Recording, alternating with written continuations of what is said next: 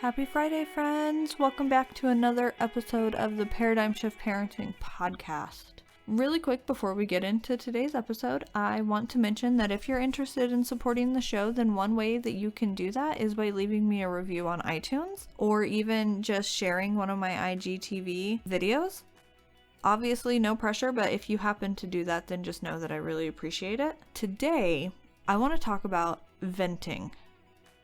Venting, ranting, emotionally brain-barfing, whatever you want to call it.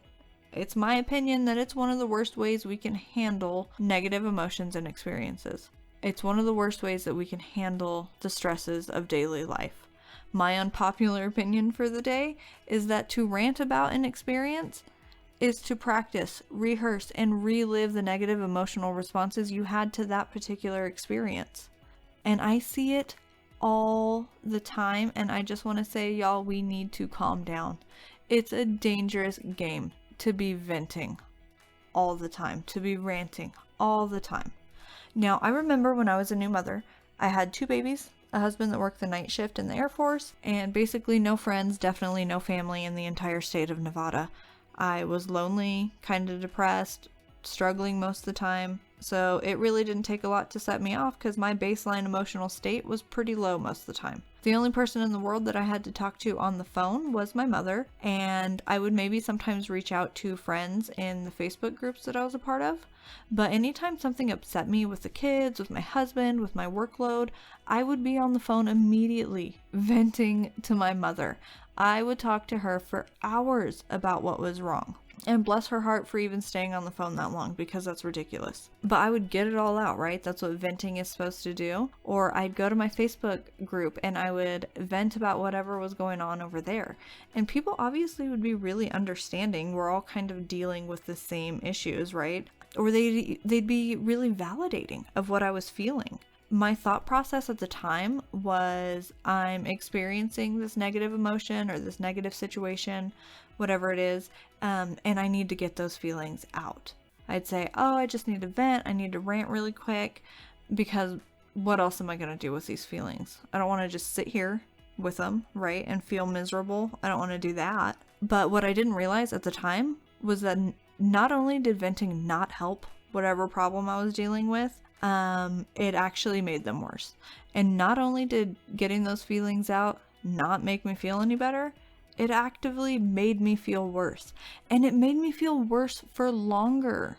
By focusing on, talking about, and constantly reliving feelings like anger and frustration and sadness, it kept me in those feelings for way longer than I needed to. We think of venting and ranting, even if it's really quickly, as getting the emotion out. That's what we say, I gotta get it off my chest. But for me, and I have a feeling this might be true for a lot of people, all it really does is heighten that emotion. It makes it quicker and easier for us to relive that emotion. And something else that I think we tend to forget about, and something else that we really don't even talk about in regards to venting, is the effect that it can have on the people that you're venting to. It can be really damaging to your relationships if you're the person who's always complaining.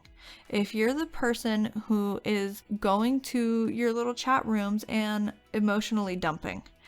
If you're the person who always has something to vent about, it can be really damaging to your relationships. We don't often consider, for example, how is my family going to feel about my relationship with my spouse if I'm always complaining about everything he does? They're probably not going to be very supportive. We can't throw so much heavy emotion out into our immediate world without it affecting everything around us. Now, this is the point in the conversation when I start to lose people, because it kind of sounds like I'm saying you shouldn't talk about your problems or your feelings, right? So I just want to make it super, super clear that is not the message I'm trying to convey. What I am suggesting, however, is that we try to practice just observing the feelings, like anger and sadness and frustration, when we have them.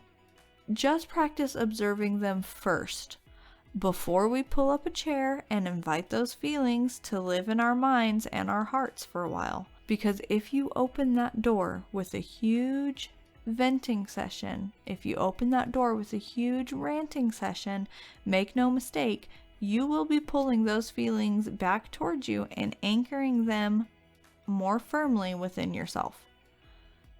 So, the question for the day is there something we could do instead of venting and ranting? If you feel like it's a problem for you, is there something we could replace it with? I'm sure the alternatives vary for a lot of people, but here's what I've found for me. Before I go off on a rant, I have to be very honest with what my intention behind the conversation is going to be. I'm pretty horrible about doing this because one of the ways that I process my feelings and my problems is through talking. I'm obviously a talker. I can rant a topic to death and then resurrect it and then talk it to death again. So something that I like to do when I feel that urge to vent or to rant is to ask myself, am I about to start an objective conversation that's focused on solutions? Or am I about to just unleash an emotionally charged slew of words that's going to make me look like a helpless victim? And it's really harsh, but for me, it's a necessary distinction that needs to be made before I even open my mouth. And if there is a huge emotional charge behind what I'm wanting to say, then I'll know two things for sure. One, talking about it is going to add fuel to that fire, and I will get myself all sorts of riled up. Two, I'm not going to be objective. If the problem I'm having is centered on my spouse, then I'm not going to be understanding of his position, his intention, his point of view. So I'm certainly not going to be willing to entertain any solutions to the problem that I'm venting about. When there is a huge emotional charge, that's a signal for me that I need to slow down and remind myself that it's okay to feel quote unquote bad things. I can feel crappy emotions without needing to react or even respond to them right away. And it sounds like a really super simple statement, but it's taken me a long time to learn that I don't have to react to things right away. I don't have to talk about them right away. I can sit with them for a little bit. I think way too often we're letting our feelings take the driver's seat when there's conflict. And it's something that I struggle with daily personally, but I'm finding if I can take that pause, if I can wait until that emotional charge kind of fizzles out and dies down, then when I do decide to talk about a problem I'm having, I can do so in a manner that facilitates an honest conversation and genuine healing and practical problem solving. So how do you feel about venting? Have you noticed that whenever you rant or vent, it doesn't make you feel better? Have you noticed that it doesn't help you in any real way? Or is it totally fine for you? Do you not have a problem with it? Is it something that needs to be addressed in your life? Are you kind of addicted to doing it? Feel free to let me know. Come by and talk to me, and I will see you in the next episode. Happy weekend, friends.